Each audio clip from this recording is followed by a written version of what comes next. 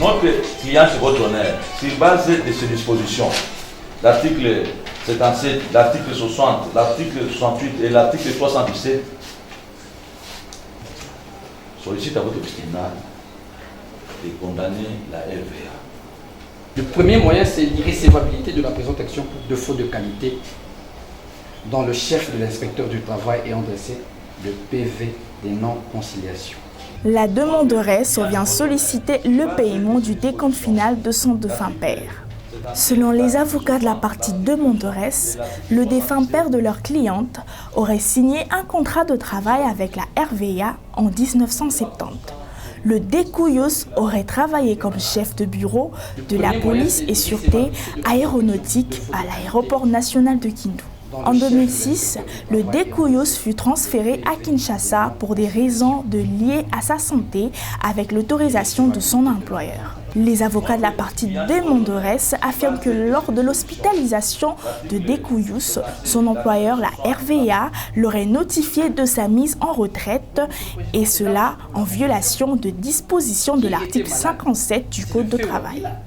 Les avocats de la partie demanderesse soutiennent que la RVA aurait payé au découillos qu'une partie de son décompte final dès son vivant. Les avocats de la partie demanderesse soutiennent en outre qu'après le décès de leur défunt, plusieurs procédures auraient été entamées par la succession au niveau de l'inspection de travail pour réclamer le reste du décompte final de leur défunt. Mais la RVA refuserait de s'exécuter, d'où un procès verbal de non-conciliation avait été établi par l'inspection du travail. À l'audience du jour, les avocats de la partie demanderesse sollicitent du tribunal de condamner la RVA au paiement de 250 000 $ américains pour la régularisation du décompte final du découillos et au paiement de 150 000 $ américains pour rupture abusive du contrat de travail. Notre client, c'est votre honneur. Sur base de ces dispositions, l'article 77, l'article 60, l'article 68 et l'article 317, sollicite à votre tribunal de condamner la RVA. Parce que M. Wangila était au grade de C3 et il a fait plus de 23 ans de travail. Selon leur convention collective, il était bénéficiaire de plus de 3 grades.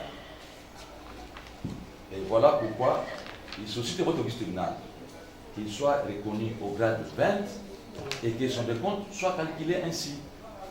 Les intérêts du défunt sollicitent de condamner la RVA, la Régie de voies aériennes,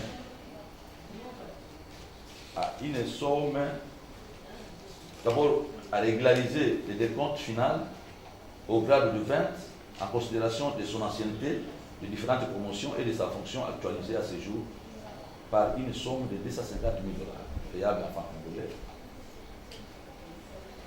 Et comme la retraite était irrégulière et illégale, la RVA doit tirer les conséquences et condamner au dommage d'intérêt pour rupture abusive à un montant évalué à 150 000 $ payable en francs congolais.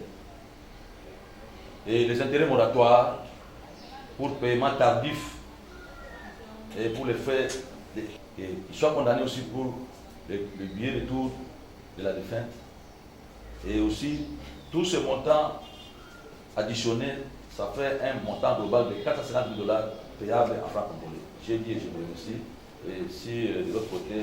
Merci Hervé. Le premier moyen, c'est l'irrécevabilité de la présente action pour défaut de qualité, dont le chef de l'inspecteur du travail ayant dressé le PV des non-conciliations. Les avocats de la partie défenderesse, pour leur part, soulèvent quelques moyens liés à l'irrécevabilité de la présentation, notamment le défaut de qualité dont le chef de l'inspecteur de travail qui avait dressé le PV de non-conciliation, l'incompétence matérielle et le territorial de l'inspecteur du travail et forclusion de délai.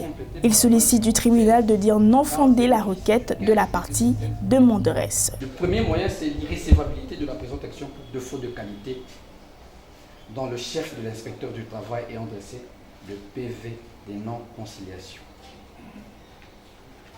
L'irrécevabilité de la présente action. Voilà. Monsieur le Président, face à ce moyen, nous citons l'article 194. L'article 194 de la loi numéro 015/2002 du 16 octobre 2002, tel que modifié et complété par la loi numéro 16/010 du 15 juillet 2016 portant Code du travail. Monsieur le Président, vous allez constater qu'il n'existe même pas, ni au dossier, ni parmi les pièces communiquées, la preuve de la prestation du serment de l'inspecteur qui a dressé le PV de non-conciliation. Le deuxième moyen, c'est l'irrécevabilité de la présente action pour incompétence territoriale de l'inspecteur provincial du travail ayant dressé le procès verbal de non-conciliation. Le troisième moyen, monsieur l'inspecteur, c'est tiré de l'irrécevabilité de la présente action pour incompétence territoriale du tribunal de siège. Donc le troisième moyen n'est que la conséquence, la suite du précédent moyen. Parce que l'article 17 du Code du travail, justement tel qu'il est modifié à ce jour, du travail est le seul compétent, sauf dérogation intervenue à la suite d'accords internationaux.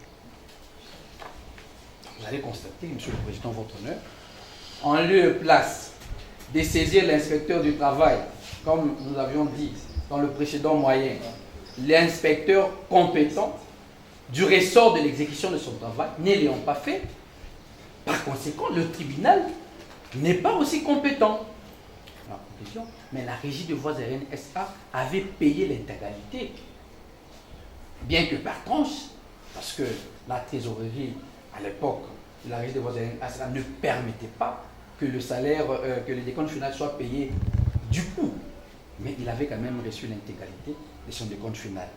Votre honneur, par ces motifs, sous toute réserve générale quelconque, plaise au tribunal de séance, principalement, de se déclarer territorialement incompétent. Territorialement incompétent pour des raisons que nous avions développées, monsieur le Président. Et se déclarer cette action irrécevable pour incompétence territoriale de l'inspecteur provincial ou l'inspecteur général du travail ayant dressé le procès verbal de non-conciliation. Dire irrécevable, encore, monsieur le Président, la présente action pour forclusion, pour défaut de qualité dans le chef de l'inspecteur provincial et principal du travail, pour défaut de serment devant la Cour d'appel selon l'article 194 du Code du travail. Et subsidiairement, monsieur le Président, vous direz non fondé la demande tendant à récalculer les décomptes finales prétendument au grade supérieur à 20. Vous direz non fondé la condamnation de la concluante aux intérêts moratoires prétendument pour paiement tardif et par tranche du décompte final. Vous direz non fondé la condamnation de la RVA au paiement de la bagatelle somme de 30 000 $ de dommages et intérêts pour absence de préjudice subi et frais de droit. Le ministère public demande la communication du dossier pour son avis écrit. Après avoir entendu toutes les parties, le tribunal clôt le débat et communique le dossier au ministère public pour son avis écrit à intervenir dans les délais de la loi.